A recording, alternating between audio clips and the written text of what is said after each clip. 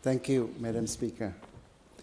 I would like to begin by acknowledging the traditional custodian of the land on which we meet today, the Ngunnawat peoples and the Whadjuk people of the Noongar Nation, which Tangney is a part of, and pay my respect to the elders past, present, and emerging. The seat of Tangney is named after Dame Dorothy Tangney. She was the first female senator in Australia Parliament and a proud Labour member. I'm honoured to stand here today as the first Labour MP elected to represent Tangney in 39 years. Yeah. I would also like to acknowledge my predecessor, Ben Morton, and thank him for his service. My story started in 1961.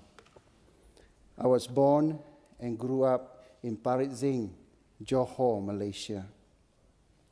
I'm the oldest among 8 children. My family could not afford electricity or running water. We have to chop rubber wood to cook. The floor of our house was rammed earth. The roof was leaky, and our toilet was just a hole in the ground. My parents were uneducated rubber tapper. When it rained, they could not work, so there was no income to feed the family. My parents and the generation before them never went to school. I was lucky enough to be able to go to school. I felt immense pressure to do well. I studied very hard, knowing that life would be better for my family if I did well in my study. Unfortunately, after finishing high school, I wanted to study further but could not afford university's fees. As a child, I always dreamed of being a police officer. In 1980, I joined the Malaysia Police Force as I always wanted to serve the community and help people. I enjoyed this career, but the salary was too low, not enough to support my family. So after 2 years in the police force, I went searching for new employment, and I found the best job in my life, dolphin trainer. Dolphins are so loving and beautiful. They are cheeky and very intelligent. They can sense our feelings. I was with my dolphin friends for 4 years before Safari Park closed. I was very sad to say goodbye to them, but I was also happy that they were back in their home where they belong, wild and free. It was during this time when I was a dolphin trainer that I married my love, Chiu Yong. She is up there. She is my wife for 40 years and also my best friend and mentor. Without her, I would not be the person you see here today. After the Safari Park shut down, I started a supply and distribution business that was quite successful, with operations across the country. It allowed me to provide a secure life for my growing family. My spirituality is very important to me. In my early 30s, I decided to live as a temporary Buddhist monk for 25 days in northern Thailand. I shaved my head and took a vow of silence. I meditated and ate very simply. During this time, I experienced absolute peace, peace that radiates from within. It is an important experience that I still reflect on and find peace in solitude and contentment in helping others. All parents want the best for their children. For me, education is everything, and I want my children to be better off than me. In 2002, my wife and I made the decision to immigrate to Australia to give our children the best education and opportunity to secure a comfortable life. My children each received a great education at the public schools in Tangney and graduated from the local universities. They are now all married and have a great career. I love my children with all my heart, and I'm always so proud of them. After our arrival in Perth in 2002, we ran a coffee shop in CBD. It was great to be working as a family. We had to learn a lot of words that I have never heard of before, like flat white, Lamington. 2006 was a big year for me and my family. I reunited my lifelong dream and joined WA Police Force at the age of 45. 2006 also the year that my oldest daughter, Yin Wei, was diagnosed with cancer. Looking back, I don't know how my family and I go through that period. Every day, I travel back and forth between my intense police training in Joondalup and to Fremantle so that I could spend every waking moment by my daughter's bedside in hospital. I have to appear hopeful and joyful for my daughter and my family, even though I was crying inside. My daughter won her battle with cancer. Thanks to our amazing system, all of this underpinned by the great Labour Party initiative we know as Medicare. Yeah. I'm eternally grateful to the doctors and nurses. For many years, my daughter spent her birthday visiting the oncology wards to express her thanks in deep gratitude. I spent more than 15 years in WA Police Force. I was posted across Western Australia, servicing the community from Eucla, 1,400 kilometers east of Perth, Karratha, 1,500 kilometers north, and back to Perth. Police officers have a most difficult job, constantly taking stressful, undesirable duties that no one else wants to do. Thank you. But must be undertaken. My brother and sister in blue bear a difficult burden. This difficult burden has a name called duty. We start our day before our children or partner are awake. Once we arrive at the police station, we put on our blue uniform and gear up and hit the road. We never know what situation will arise or what will be called to attend. It may be a serious family domestic violence, maybe a fatal traffic crash, maybe an armed robbery, pub brawl, sudden death, murder, and many more. All these are the common tasks for police officers.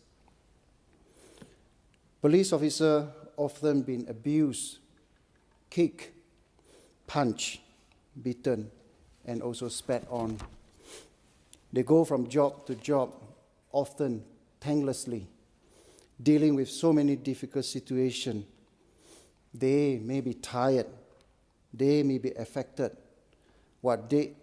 by what they have encountered, but whenever they receive call, they turn up and do their job professionally without complaining.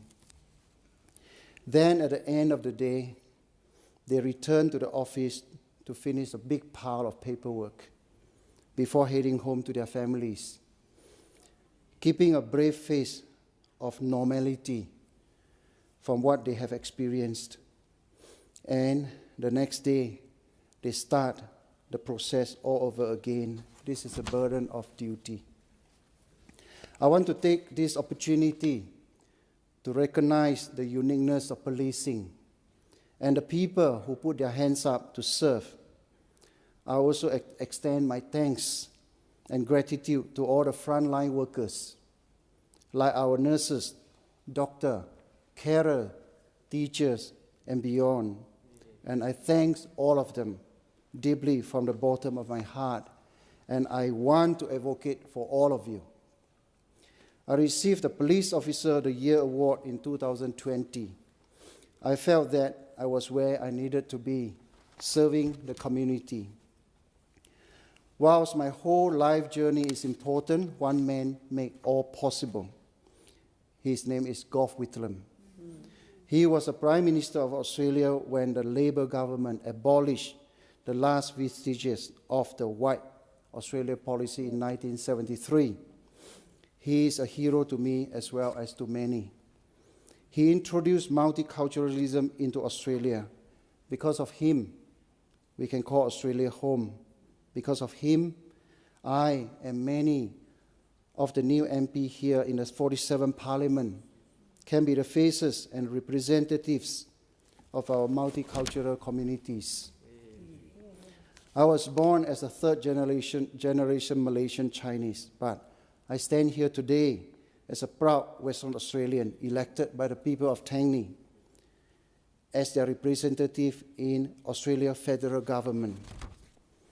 Western Australia is where I live. I note and cherish the achievements of our State Premier, Mr. Mark McGowan, and the WA Labour team. Mark is a gentleman and a statesman over and above his position as a Premier. Thanks to his leadership, WA is now the wealthiest state in Australia. In my eyes, Mark is a legend. Mr. Speaker, Australia's closest neighbour are those in Asia, encompassing the ASEAN region. China, India, Japan, Korea, and many more. And it is important to note that our economy, especially the WA, boost over the last few years was from the Asia region.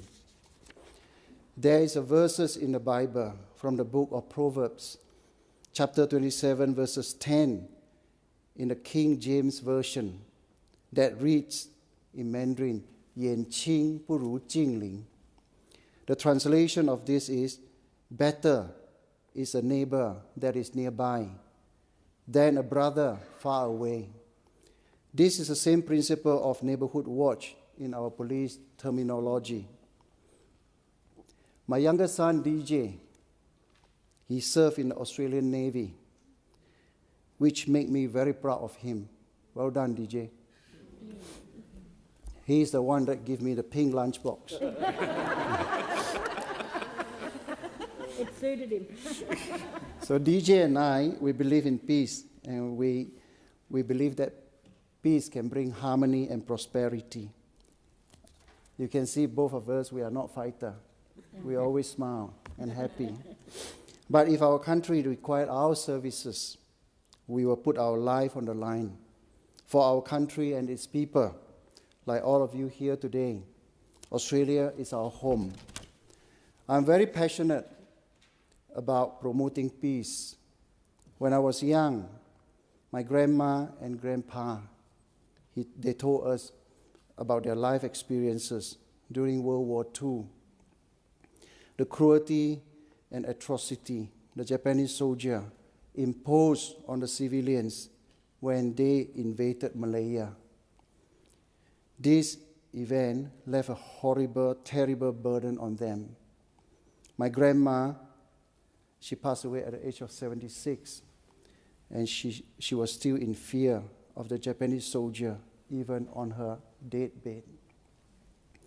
In my electorate of Tangney, we have residents from more than 160 nations.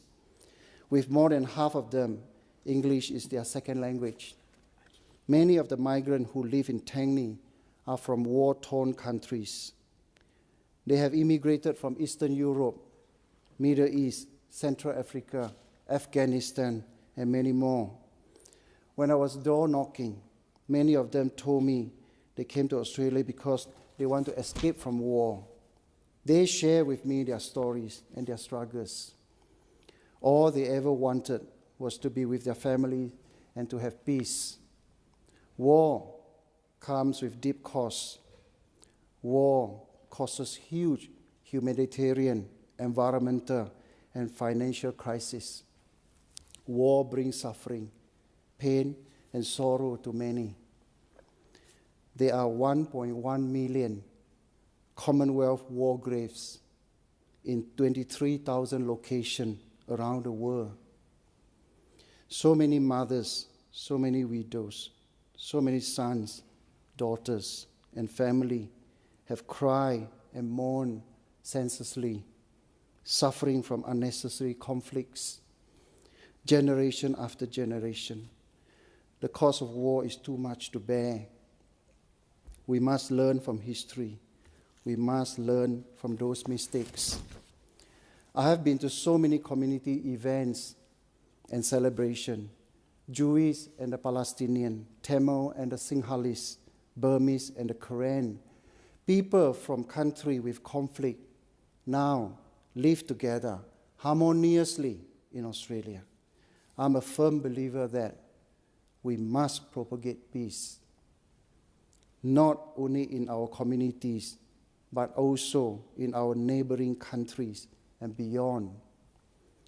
Peace, love, unity, respect. These 4 words are simple but meaningful words to live by. And I choose to live by these words. I believe all of us here today want to see Australia as the beacon of peace in this troubled world. Beating war drums is a foolish exercise. I do not believe that war is the way to resolve human problems. Mr. Speaker, words are not enough to express my gratitude, but right now, they are all I have. With the indulgence of this House, I would like to pay my thanks in the first 2 languages I have learned, the Malay and the Chinese. Kepada semua saudara-saudara yang berada di Malaysia, Australia, dan di seluruh pelosok dunia, terima kasih atas semua perhatian dan berkat yang telah Anda sekian berikan kepada saya. Terima kasih atas semua dukungan dan bantuan Anda semasa pilihan di Australia. Terima kasih semua. 各位旅居在五湖四海的华人同胞、兄弟姐妹们，大家好。谢谢你们给予我所有的关心和祝福，感恩你们在全国大选期间给我的一切支持和协助，谢谢大家。In translation, to all my friends in Malaysia, Australia, and abroad, thanks for all your care and love. Special thanks to all who have reached out to support and help me in the Australia general election. Thank you. To all my supporters, my friends who have traveled across the country to be with me here today, thank you. Thank you very much.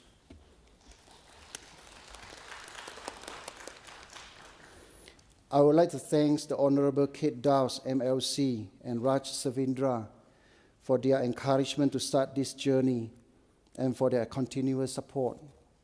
I would like to thank the SDA and in particular Ben Harris for his unwavering support throughout my campaign and beyond. I also would like to thank Tim Picton, Ellie Whitaker, and all the staff at Party Office. And thanks to all the WA, State MLA, MLC, thanks for all your support.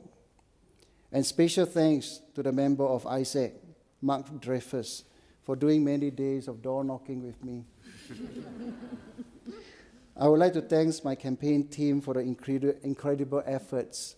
Special thanks to Team Grace Smith, my campaign director. I also want to thank to all my brother and sister in the blue uniform. Thank you for assisting me in door knocking, letterboxing, and many more who have helped to put up hundreds of lawn signs after your hectic shift work. Thank you. And to all my army of volunteers, donor, and fundraising team, you know who you are. I don't want to single out any person because I'm so in debt to all of your help that have given to me. I'm forever grateful to each and every one of you. I would not be here today without the support, understanding, and encouragement of my wife, Chu Yong, who is here today. My children, Yin, she's here as well, number 2.